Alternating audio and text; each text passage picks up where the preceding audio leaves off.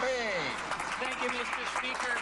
Government documents reveal that when the Minister of Indian Affairs walked away on negotiations to build a school in Attawapiskat, Ontario Region had identified 3 key priorities: Wabaseemoong, North Spirit Lake, and Attawapiskat, all because of serious health and safety concerns, and in the case of Attawapiskat, overcrowding and badly deteriorated portables. And yet this minister told the Canadian people there was no evidence of any health and safety problems whatsoever. And the documents reveal a campaign of misinformation to cover his tracks.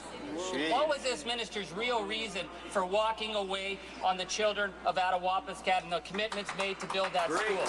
The Honourable Minister of Indian Affairs and Northern Development. Well, Mr. Speaker, of course, I've never, well, I shouldn't say it. I have heard such a load of claptrap in my life, but not recently, as I've had from this member.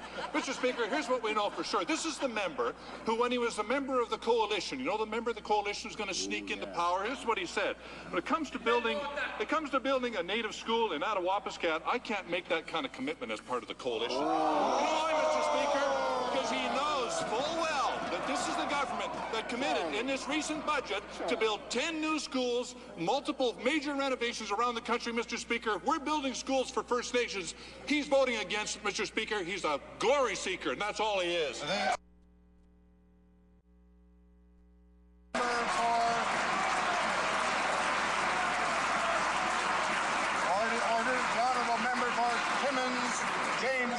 Order.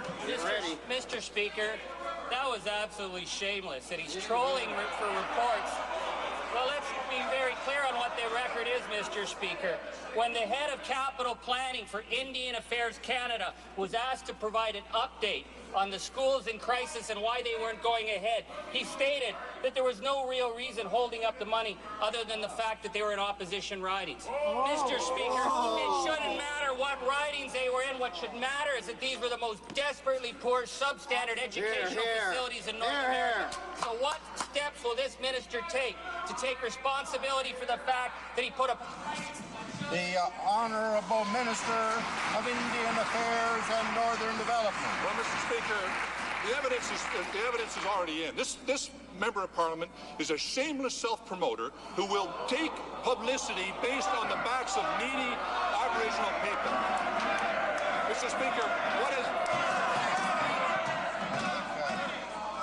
I'm not sure the words used by the minister were out of order, but I think it's unnecessary to make personal references in either questions or answers. I invite honourable members to try to refrain from conduct that tends to lead to disorder in the House. The Honourable Minister of Indian Affairs and Northern Development has the floor. Order. Mr. Speaker, I won't repeat what's obvious to anyone who watches the news.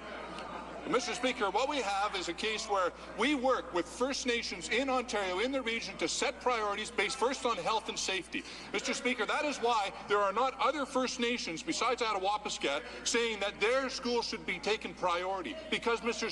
Speaker, we work with First Nations to set the priorities. I don't base it on...